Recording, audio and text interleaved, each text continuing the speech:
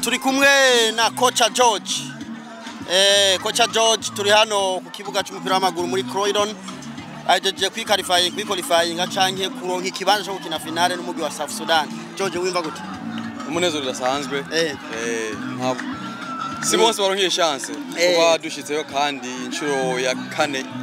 mfururizo si ibintu byoroshe gose. Turavye umukino ngene wagenze kare twabona dutsinda ibitego 6 9 10 canke ariko no munsi ibitego 3 bigoranye cyane kubera iki byagoranye. Kirarukiro batandukanye iyo umaze gushika muri semi finale umva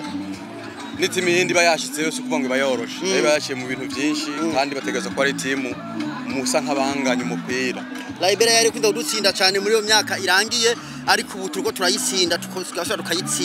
tukayitsinda nibanga ijyahe wabonye ukoresha kugira ngo Liberia nisi udutsinda kandi ibanga sirindi nuko twebwe igihe to building team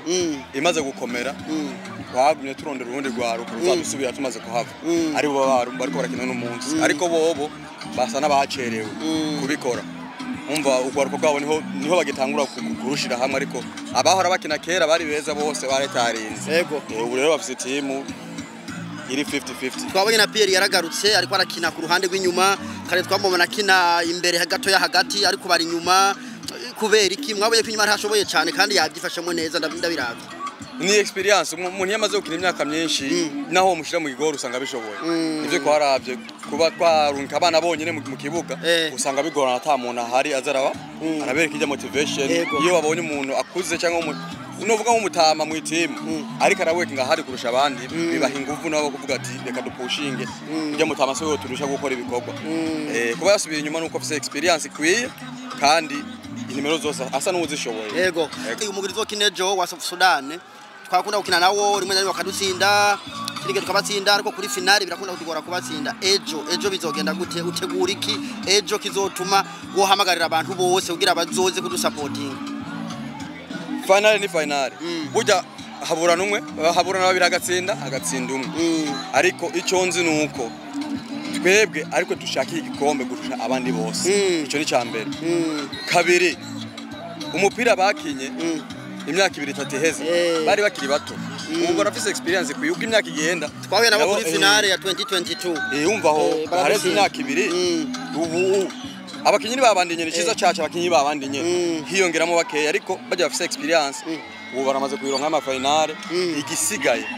nukuzana igikombe cyambere cyoza kuri generation nshasha dufise ibindi koba gukoza ko kibatera intege nta bindi bizobisigaye kuva 2017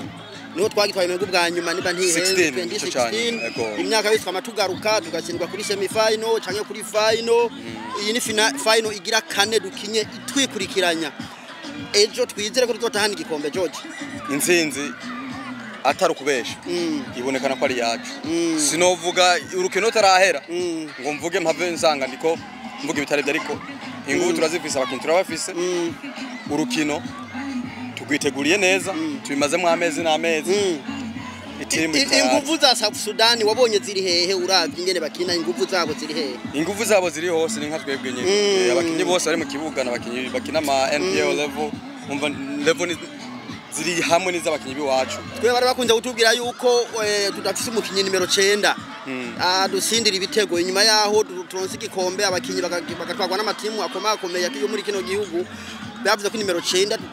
tudahari uyu mwaka biriko bigenda gute abatsinda ibitego benshi ni ya nimero 9 canke nabo hagati barafasha bagatsinda ibitego nabo nyene burya itimu depending ku mukinyi umusanga bitoroshe ko agize ikibazo itimu yose bipfuye amaguru y'uwo mwaka ariko ava hose ariko uravye uri karakina namba 9 yiwacu afise amagori 11 mu nkino zitandatu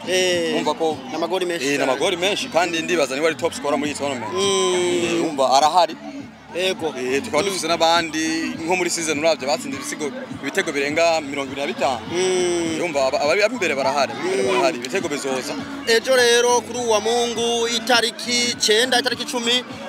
niho tuje kuraba finale nisanga apibwira abantu gira kajambo bwiye abantu abarundi bose bari hano muri Adelaide ugira ico babwiye final ni saa 9 top kick off nozo badutangura kino giwacu na South Sudan mwese muze ku bwinshi kugira ngo iyi nsinzi tuyitaho kana twese turi hamwe. Congratulations coach wakoze cyane. Thank you.